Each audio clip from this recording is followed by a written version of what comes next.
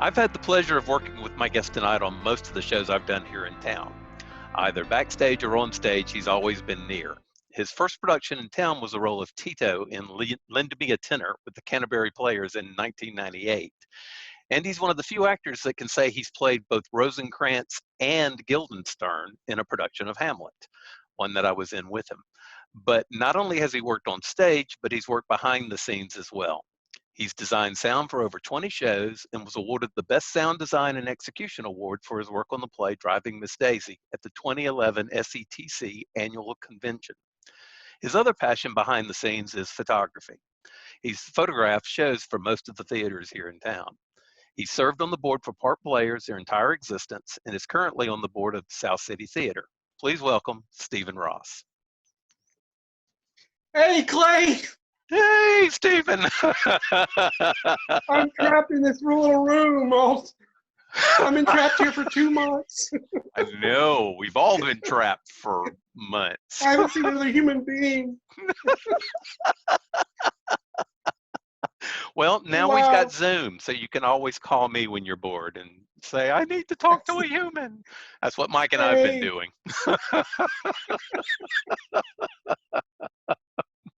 Well, thanks so much for being a part of this crazy project of mine.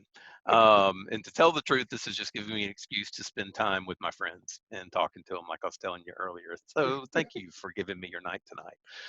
Tell us about your first production. Okay. What do you remember the most about it?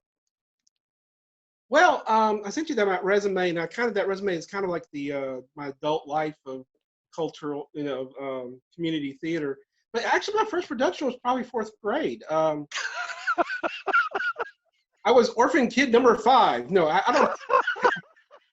I was like orphan kid. And here's the one thing I thought was interesting about this particular production was I remember them talking about doing a school play. This is grammar school. And saying they're going to have auditions. And you know how you never heard something for the first time in your life, but your ears still perked up like, oh, that sounds interesting. I mean, I was never interested in sports. I didn't want to play any kind of sports. But someone said, look at auditions, we're going to have this for this play. And I thought, I want to do that. And I think I signed up. Yeah, I'm interested in, I don't know, whatever. It's 4th grade. But I remember that I was out the day of auditions. I think it was a dental appointment or something, doctor appointment, some reason. So when I got back to school, they said, well, you're in the play, but we just cast you something as an orphan kid. So, but I'm the only one of the orphan kids that had blocking. Well, there you go. I got to, after they, this one person told a little bedtime story with all the orphan kids sitting on the floor and finished I got up and I blew out the candle. That was my blocking. I was the only one who had blocking. My very first speaking role was high school. The very first speaking role was high school, and it kind of the weird situation. Some senior girl at lunch said, we're going to do an arsenic on lace, and they want to have people carrying bodies around. So why don't you come audition? You make a good dead body. Nice.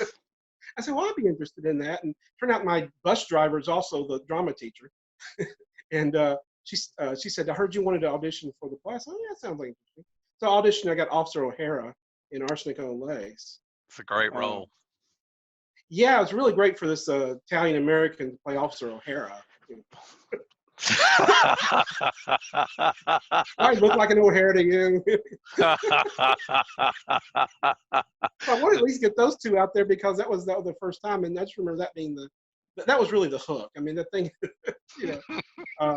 so I was in every play we did in high school. We had one of those high schools where you only have like the last 3 years, and junior high has got the first year of high school. But did for Arsenic or Lace, we did a melodrama called The Drunkard and Man Who Came to Dinner and stuff like that. I think I did one play for my drama teacher. After that, she called me and she if I could help out, and I turned out ended up being in it and everything. But yeah, you've read my bios before. That 15 years break from theater. That's when I kind of started back and went to became Tito Morelli in the Canterbury Methodist Church. Who talked you Mark into Lawrence that, or how did you find out about it? I felt I was in a place where I was feeling really comfortable in my career and everything. And I thought, I want to do a play. I'll keep saying ever since high school, I said, I'm a theater person. But I was like, what I got to show for it?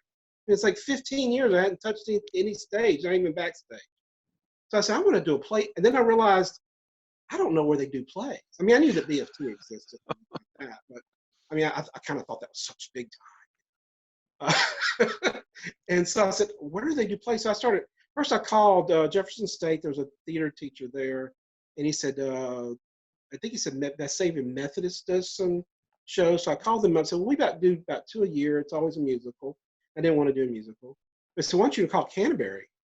And I called Canterbury Methodist, and I talked to Mark Lawrence. And I said, I want to do plays. What are y'all doing? I want to do some theater. And he said, well, we've already cast a show right now, but why don't you come out Saturday and you help us build the set? Oh, I got Mark, suckered in. that's awesome. That I said, is so what are so you awesome. doing? So he showed me his lineup and everything like that. And I think it was like another year and a half or something like that before they were doing this. So lend me a tenor. And I thought, a bellhop, I'll be the bellhop. But, he came in and I did an Italian accent. And he said, I think we found our Tito. He said, can you sing? I go, no. He said, here, hit this note. And it's like, no, okay, I think we won't let you sing.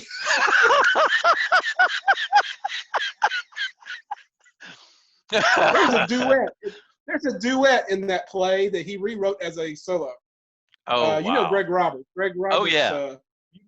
beautiful tenor voice. And when it came down to this duet, my character just basically said, well, show me how you sing. And basically he sat down and drank wine and he sang. Nice. So, yeah. Well, that was a good creative way for him to get around it and still have you in the show and cast you in the part he wanted you in. So that's what directors Right. do. It was the most fun. It's probably the most fun I had on stage. I mean, it was just because I was running around and crazy and acting like insane.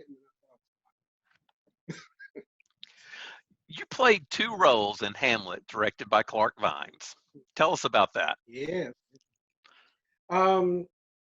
Basically, Clark was doing the last season of Garden Variety Shakespeare, and he was going to do Hamlet. But instead of the traditional, he wanted to do a concept where Hamlet took place in an insane asylum. And so he had I think there's just basically Gertrude, Claudius, and Horatio and Hamlet were just the staff. Everybody else was inmates, crazy inmates.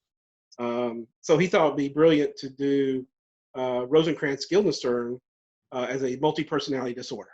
Nice. So, I have Rosencrantz. You do still have him. That's awesome. This was Rosencrantz, and he talked very lofty, and he was very sure of himself. Where Guildenstern was kind of. So I'm sure I did some Guildenstern lines for Rosencrantz, Rosen lines for Guildenstern, and just swapped them out and just made them one person. It was crazy, and I got to meet Clay Boyce. That was where I met Clay Boyce. That is where we met. That's right. Yeah. And that was a fun show. Clark had a lot of fun with it. Oh yeah, and we got a god didn't like it because he sent thunderbolts and lightning at us and crashed trees. That was actually one of my scariest theater experiences. One of those last nights when we had the thunder all around us and we were trying to do Hamlet at rain pace. I think that's the first time Hamlet has ever been done in less than 30 minutes.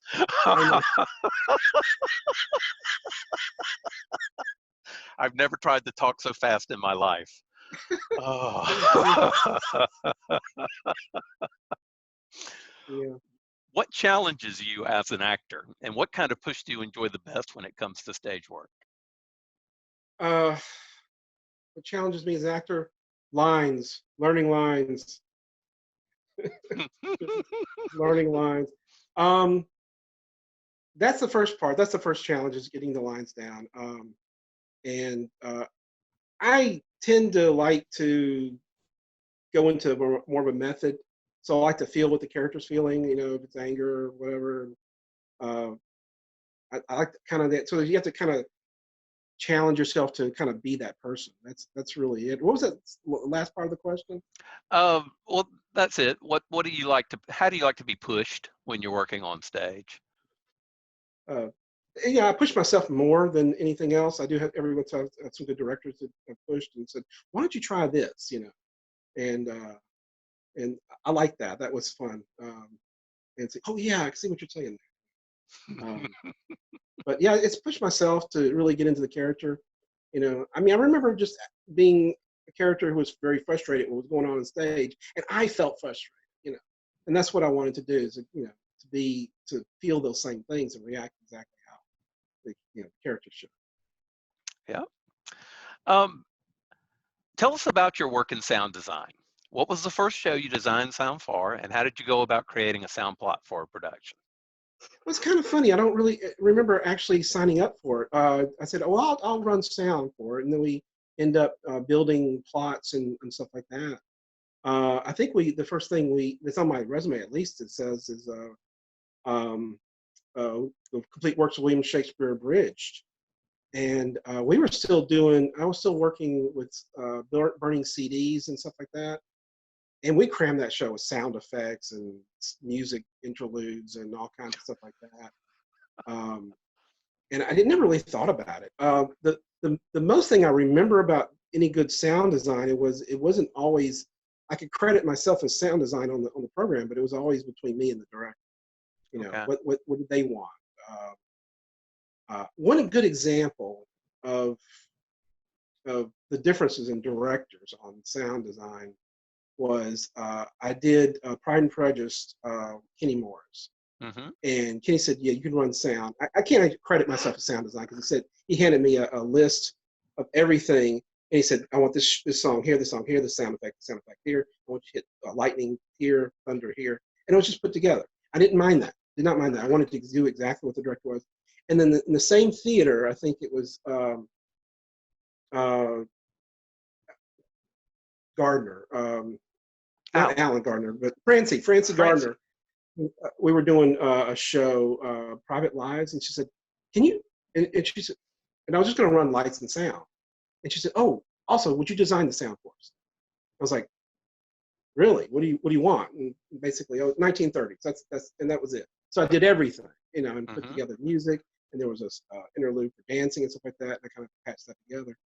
Um, but it made me really think about like being a sound designer. I think when we first really started feeling like sound designers when we did. Um, I think that was it. That darn plot, or was it? What was the one that a Belky play that we did that had a lot of? It was Deadpool and Parrish. Yeah. Yeah. Yeah. Yeah. Yeah, and we put in thunders, and we put in music, and we put in an effect where music would swap constantly and stuff like that. And that's the first time I started using like software, uh, Okay. putting them together and stuff like that. And I looked online. That's what I looked online. And said, "There's got to be something that helps this." These burning CDs. Well, my personal favorite memory of working on sound with you was driving Miss Daisy. Yeah, yeah. When I just told you, "Hey, I want something from Martin Luther King here." Mm-hmm. And you went out and did some research, and then you came in the next night with the speech I had never heard Mm. before by him. No, And no, it that's not how it happened. No. just, It was even better than that, Clay. When we designed that, we were putting this together, and we got to that point where Daisy was going to go off to see Martin Luther King. And I said, "I got an idea," and you said, and it's before I said that, you said, "Can you find me a King speech?" And I went on YouTube right then and there, found the King speech, downloaded it, uh, put it in the plot, and played it right on the spot. I think that was the most interesting way of doing anything.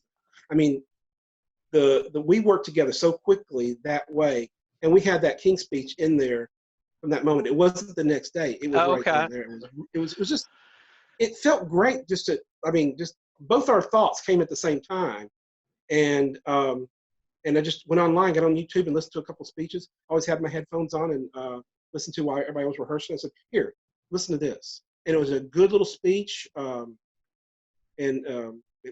it worked. It was And then perfect. I mean, it was absolutely perfect. That's just what I we finished remember the that plot most off. was it to this day when I could watch the videotape of it, that I love that moment. Absolutely Yeah, love it. We finished it off that plot like that. I think we stayed after and we sat down and just worked it and time. So I love to credit myself as sound design, but it's always a collaboration. Oh yeah, As an actor, you collaborate with the director. yeah. But Sound design does the same thing. I think with yours though on Daisy though, a lot of it was on your execution because you had to do the door closes and the trunk slams and all those thousands of things I asked you to do in that show.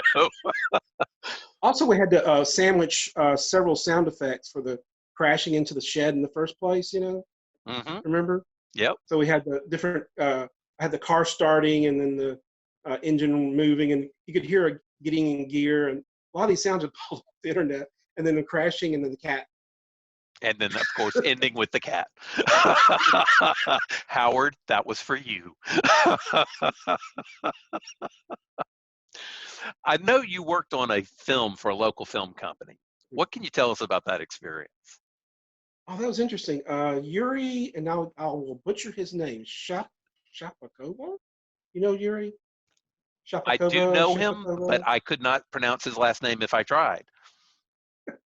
He found me on Facebook, and I think he's just a look. He's and said, "Would you like to read for a film? I'm doing a little 12-minute film." And he said, "I just looked the part," and it turned out to be an Italian mob boss, like a Godfather. I didn't do it like this or anything, but he said, and I thought he sent me the script, and I thought, oh, this is kind of silly, kind of script.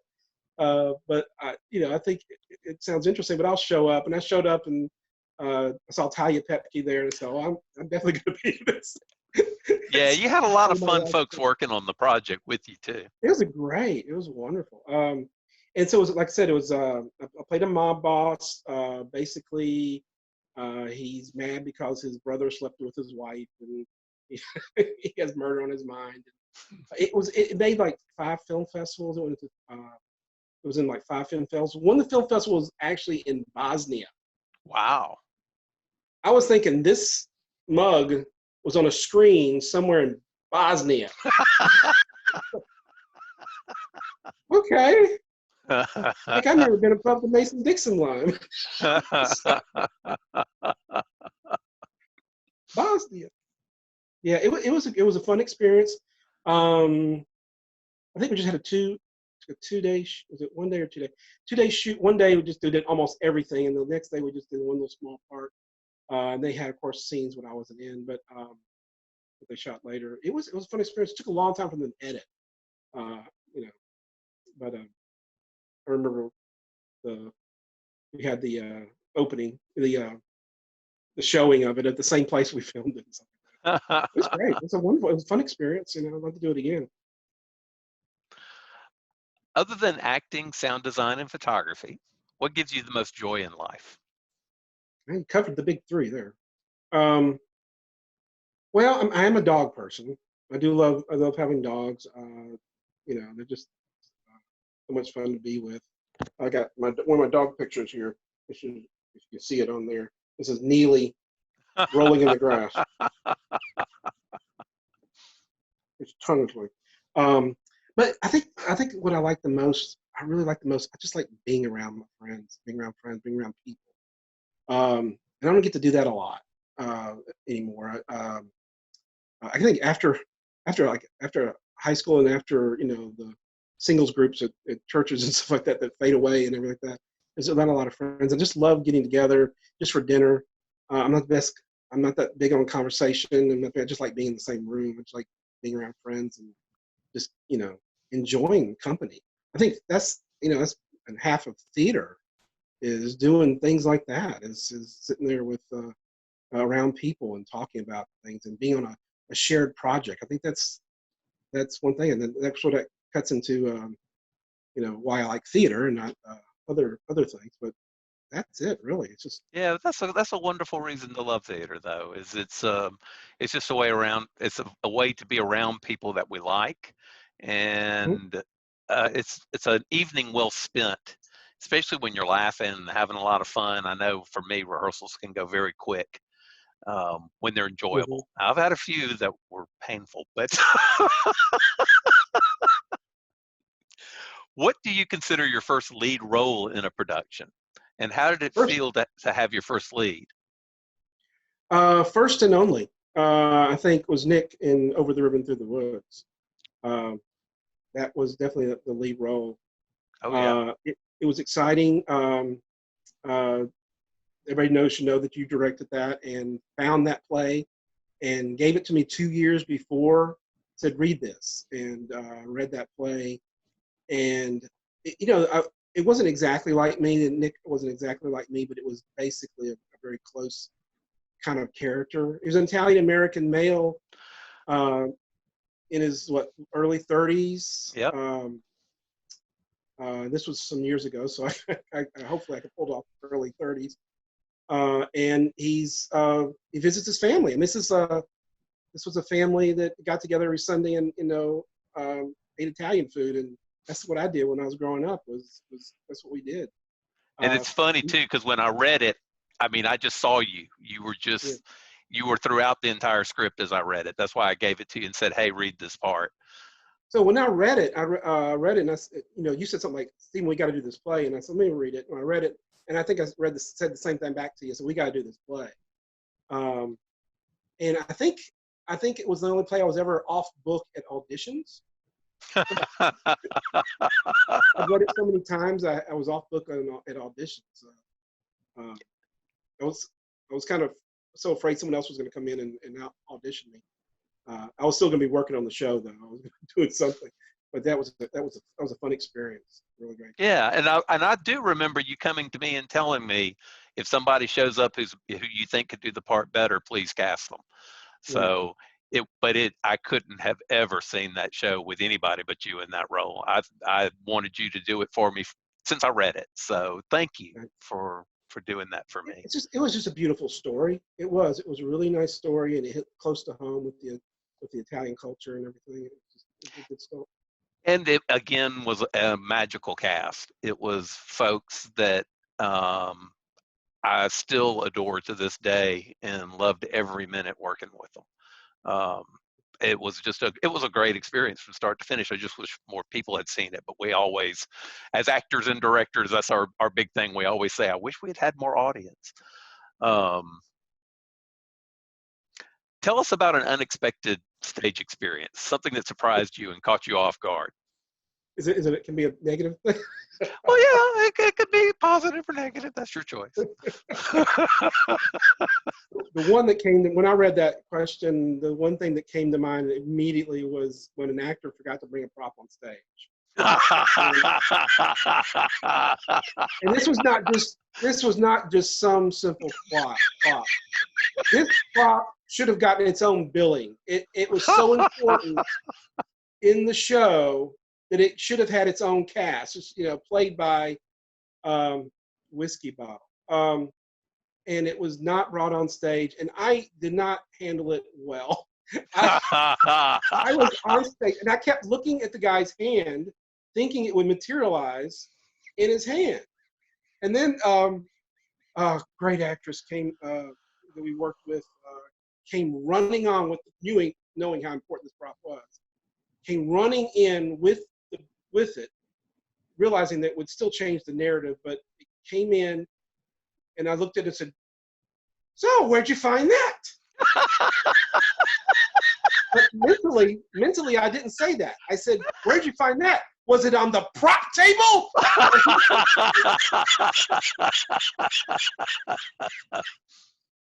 Imagine that.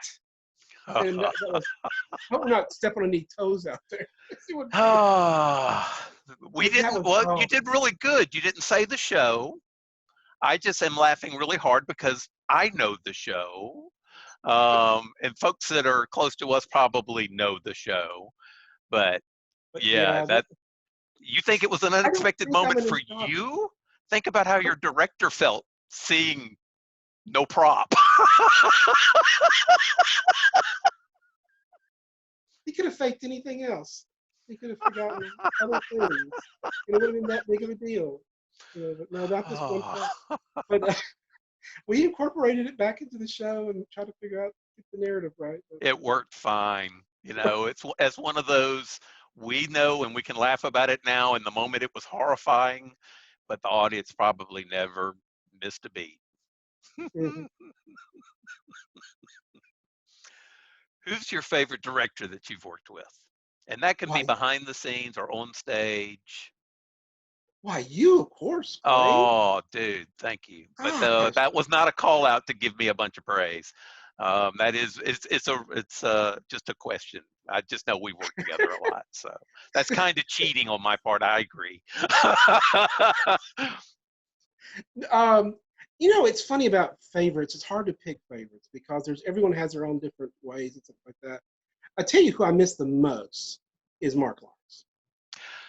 I'm right there You know, with you. Mark was a fun director to work with, and he had some really good ideas, and he really did push you and stuff like that. It was a lot of fun.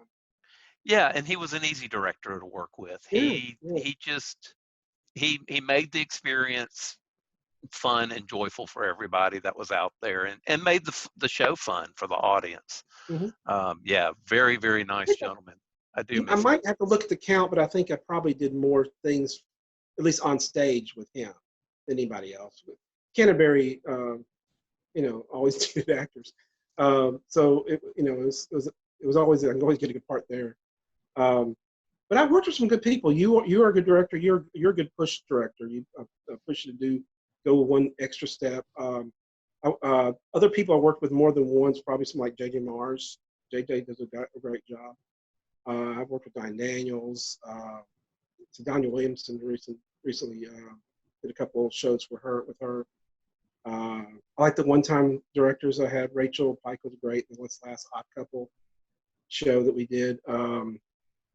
Gosh, I'll leave somebody out, but it was just um, I've worked with some good people. It's been a lot of fun, you know. Tell us about your photography. How did you get involved with it? And what do you like the most about taking photos of shows? What kind of homework do you do before you shoot a show? That's a lot of good questions. Photography is something I started in high school, actually more like junior high. And it's weird. Is why did I like it? Wanted to do some photography.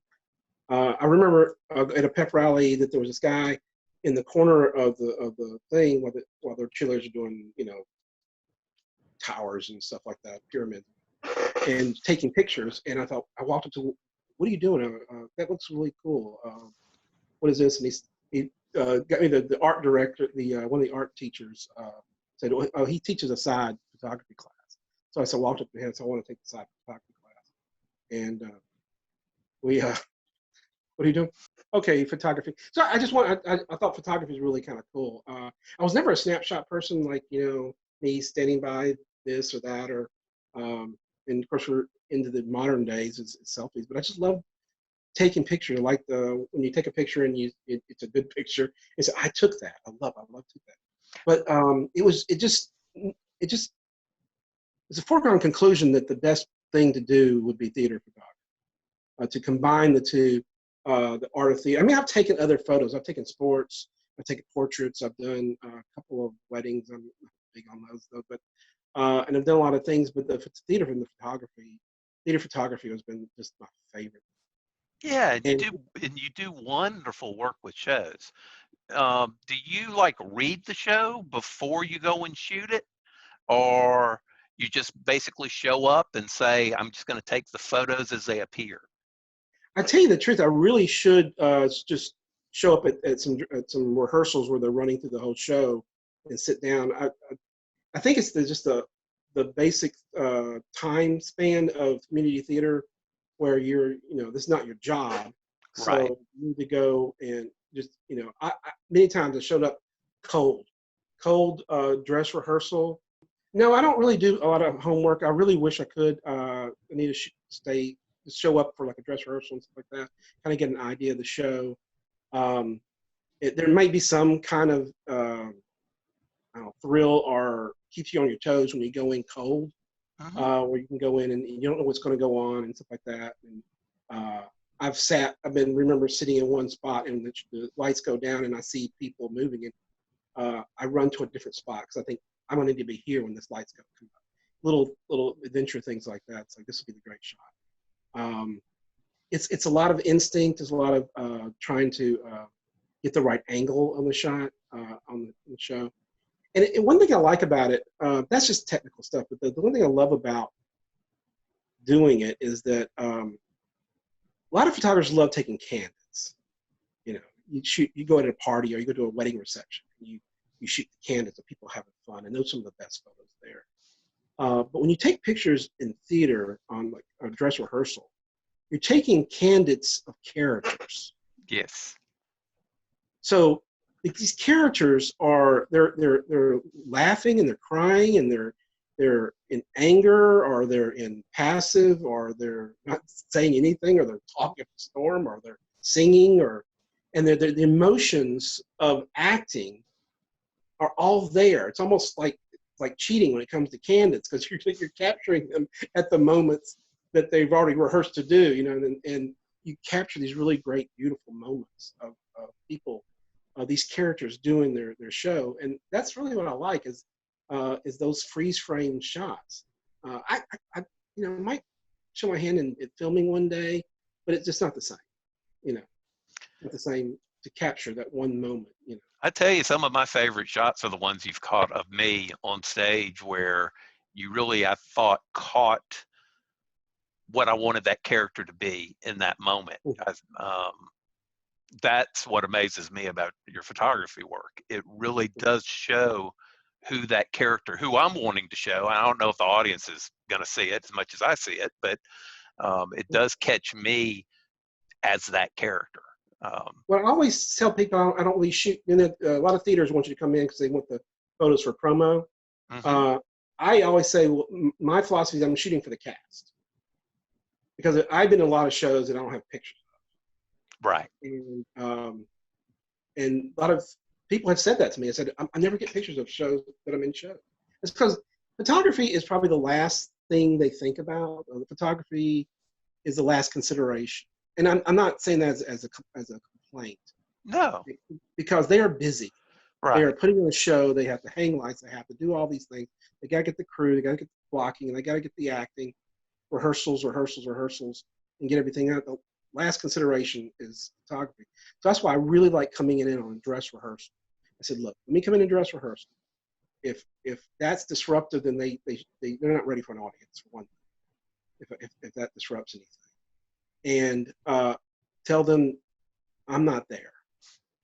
And I have worked. I am so surprised at some of the things I have done, taking pictures with these actors standing right here, and they're looking right through me, and I'm trying to get them in the frame so I can shoot front and behind them, and they're not blinking. You know, it's amazing some of what these guys do.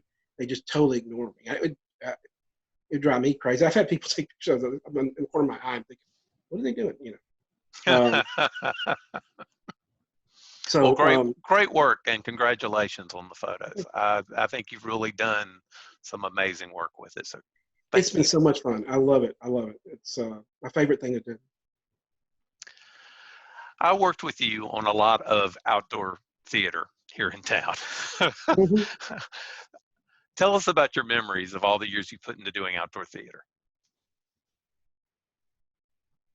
Hot and sweaty.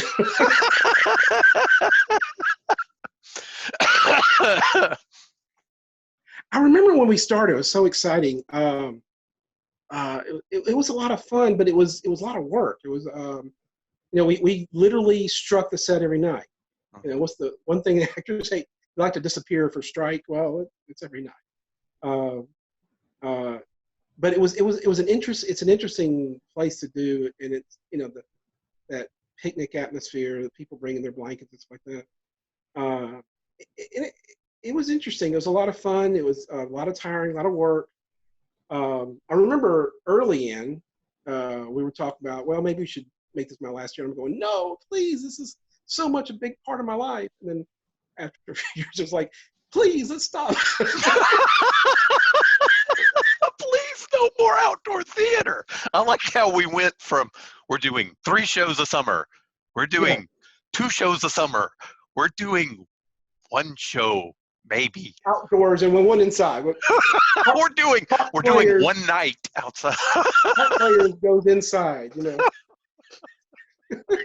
I remember you called me. I remember because Garden Variety Shakespeare was still going on theoretically, and I said, "Well, I need to go ahead and make a donation. I think it's a great idea." And then you called me up and said, "No, they're closing up. Don't send it.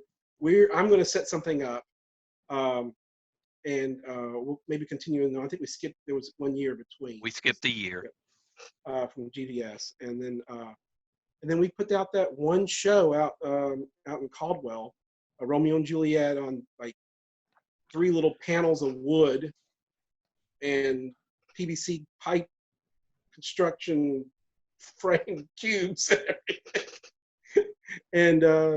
And I ran concessions. That was I now love running concessions.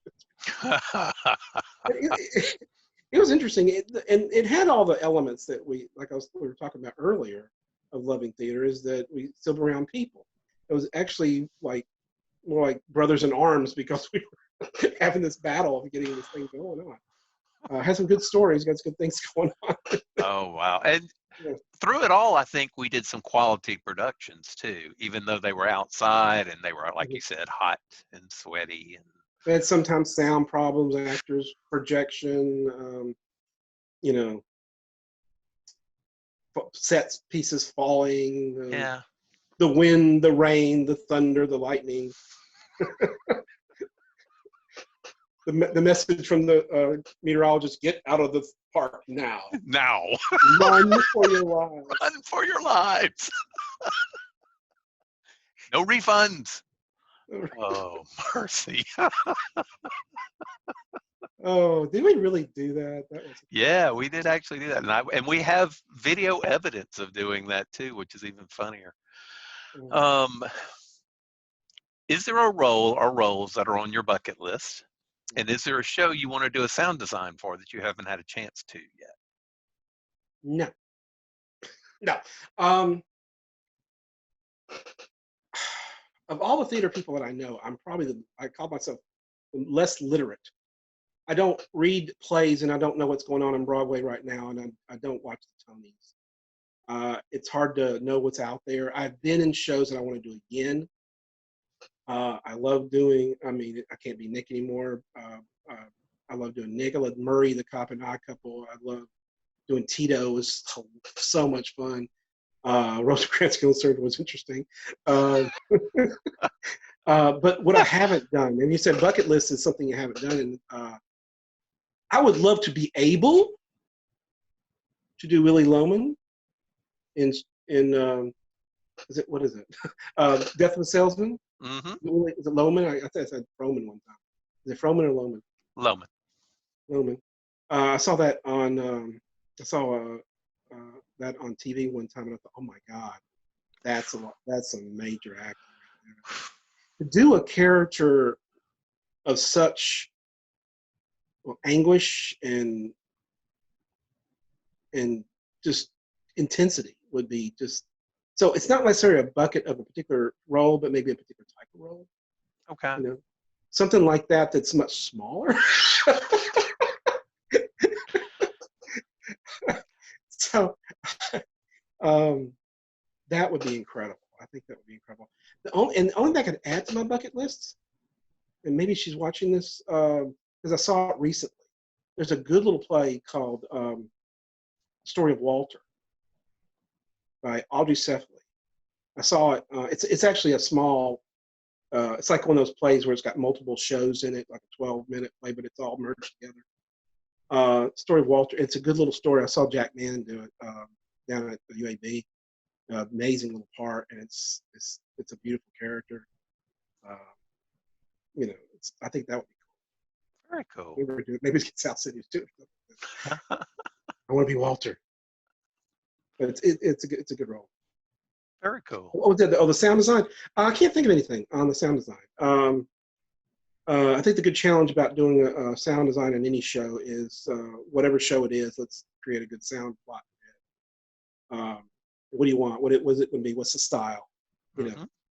Effects. And, plots are if you put too much into them, it's going to overtake the show. So it's much simpler to do than acting or the photography.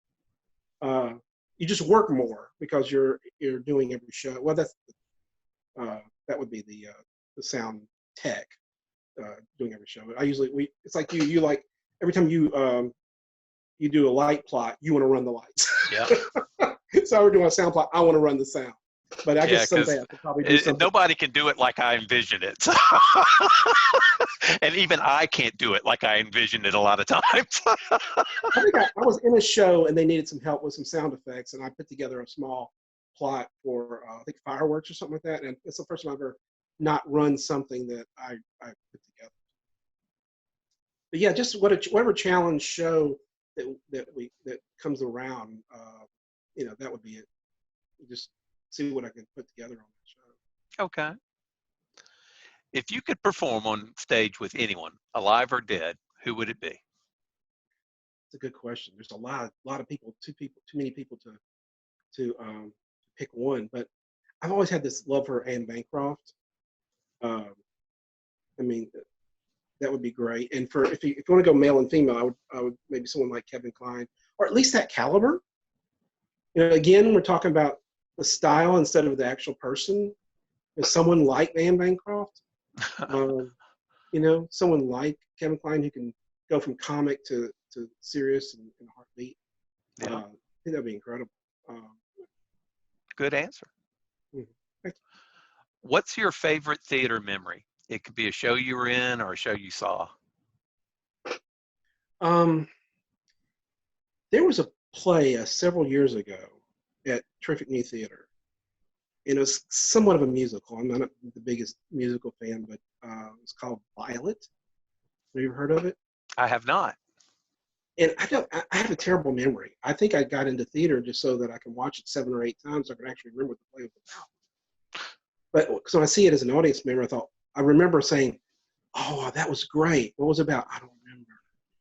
But I remember enough parts of this show that I was in a good mood the next day. Oh, wow. At work, which is hard to do.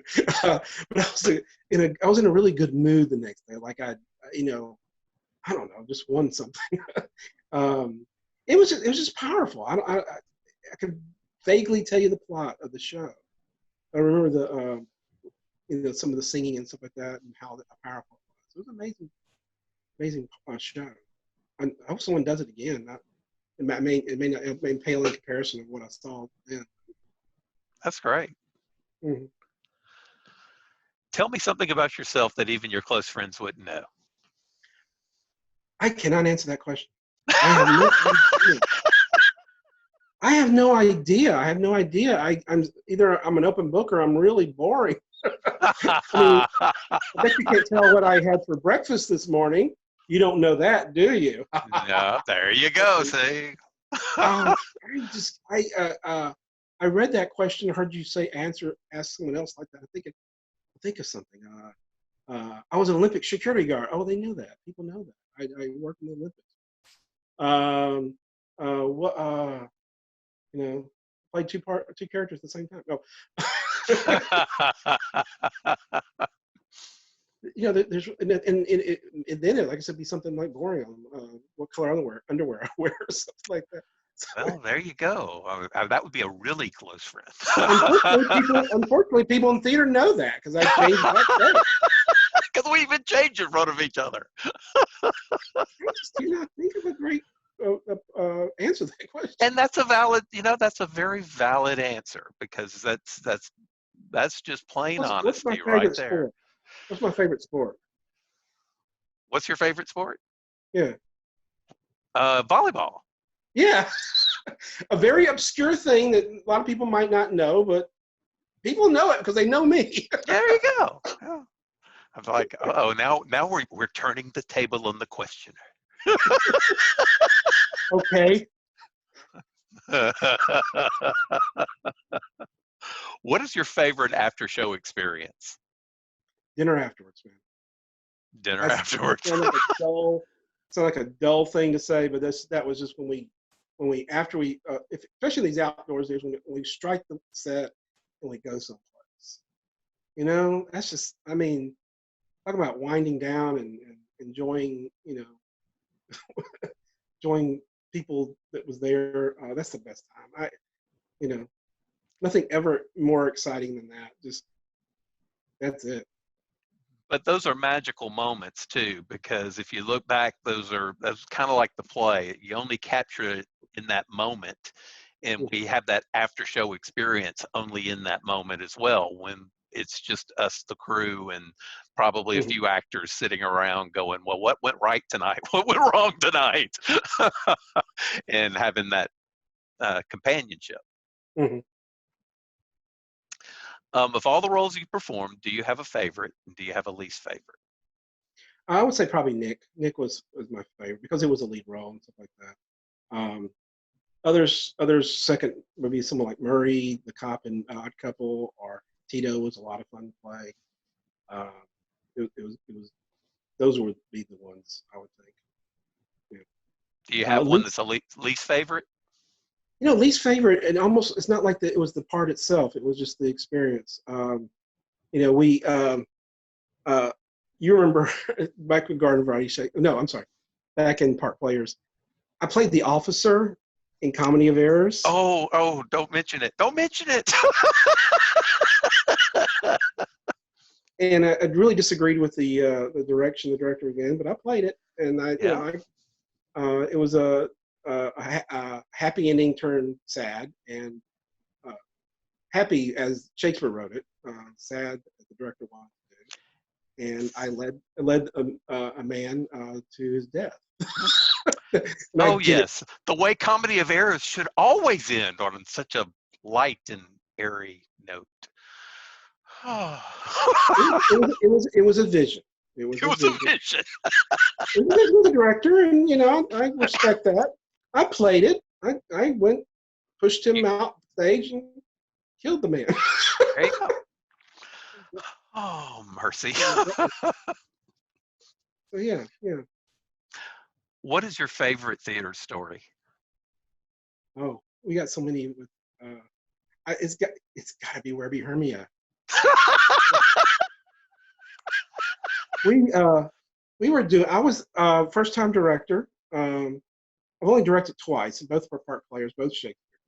But I was first time director. We did, and I hope she's not listening. she, uh, she's out there. She's in my Facebook. She's a Facebook friend, so love her to death.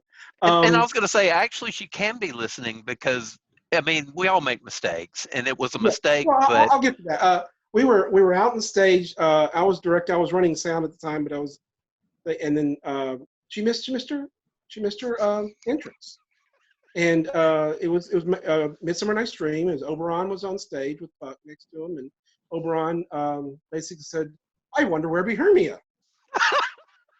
Puck, why don't you go find Hermia? And Puck said, "Yes, my master. I'll go find Hermia." And here she runs backstage, and I hear there was, I didn't see this, but I heard there was a fury of expletives, and and some violence and grabs and throw on stage and stuff like that. And and and to her credit, I heard that every performance after that, she had her ear pressed up against the canvas of that set and never missed a beat. One of the best actresses that we worked with, sharp, oh, yeah. has done film work, done a great job. That was the funniest thing. And I think since then, whenever it doesn't have to be me and you, but whenever a actor misses a scene, if they're just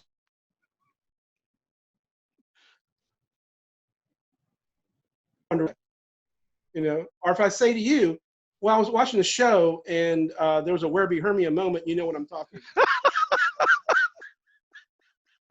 So whenever someone misses a blocking or something like that, that's the Where Be Hermia moment. Great story. I've been blessed to have you do sound for so many of my shows. And I know the work you did for Daisy, it was amazing. And we talked about how that came about, but it really was wonderful. Do you have a favorite show that you worked on that you did sound for? Daisy.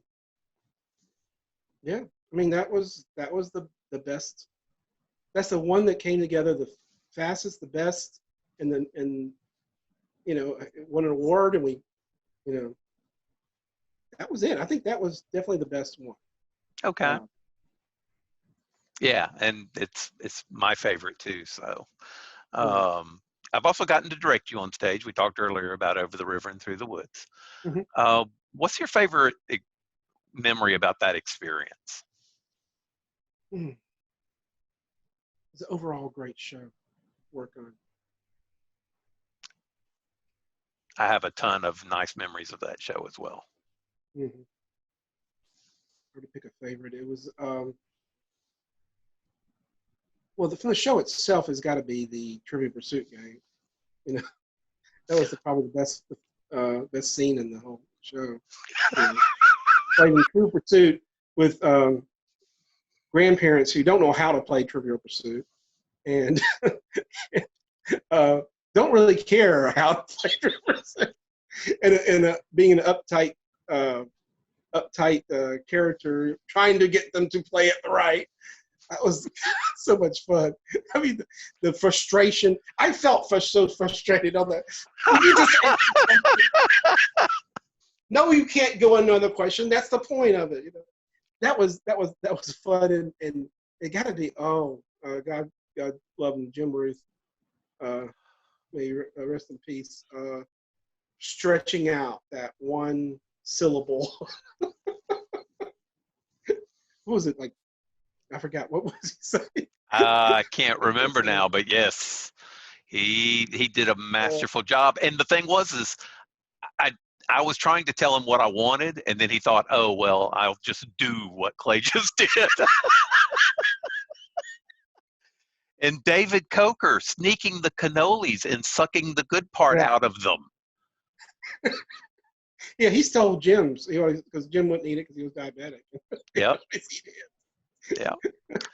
Oh, such fun memories.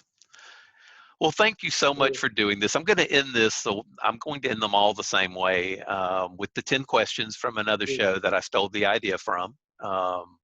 I had seen that show so many times and I loved watching it. And that's what gave me the idea. I really wanted to do this with local folks because to me, y'all are just as important as anybody out in the big world making bazillions of dollars at this. We don't get paid, but we do the same amount of work. So here are the 10 questions. First is, what is your favorite word? Favorite word to food.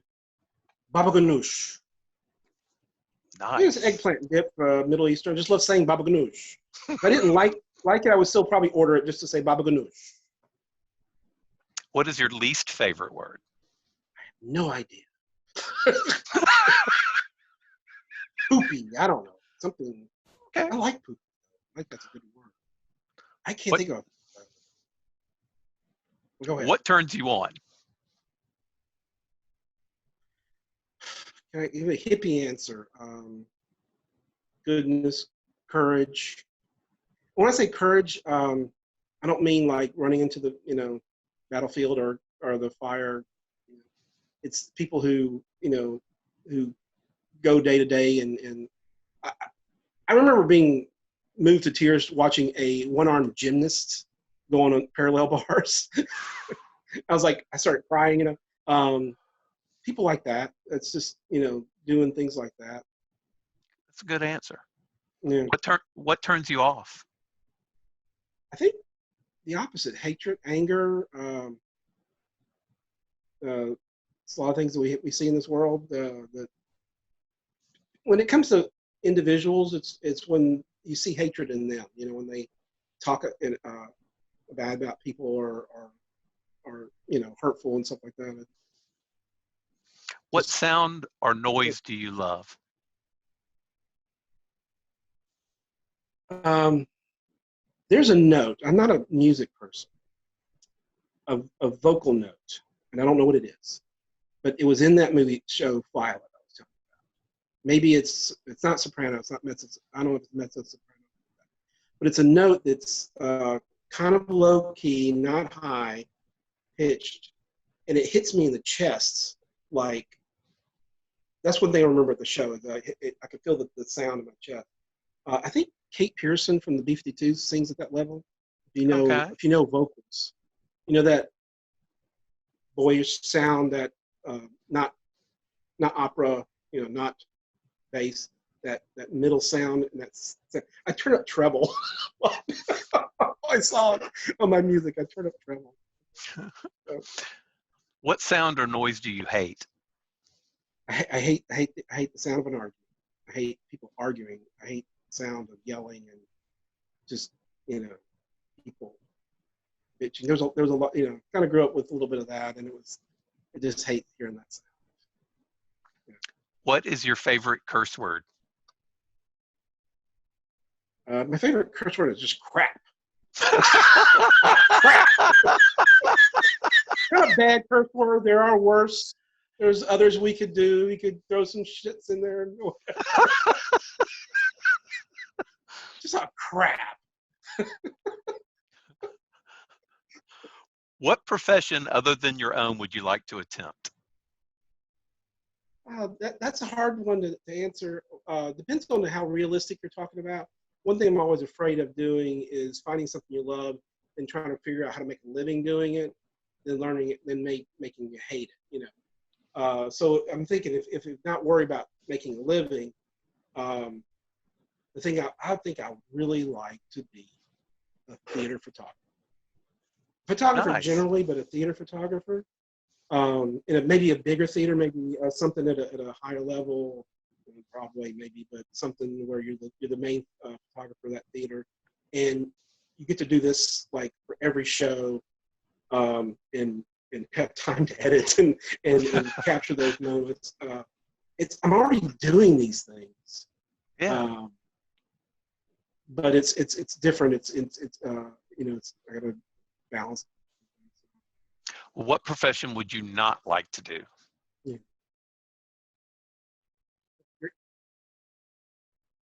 Well, there's the obvious things like working on a garbage truck or sewer and stuff like that. But I want to keep in the theme of this and stick with photography.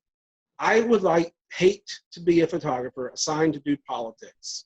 Have you seen those guys in the pit during the hearings or the and stuff like that? And they're sitting there on the floor, and here's what he looked like when he said answer to this question. Our president goes and shakes the hand of Kim Jong whoever, and you hear that's a high-speed shutter shooting 20 frames per second at a handshake, thinking, what are you guys doing? You hear that over the audio. At the moment, it's like, that's got to be the most boring thing in the world. I was like, no. If heaven exists, what would you like to hear God say when you arrive at the pearly gates? You could just lean in and say, hey, I'm really sorry about all that.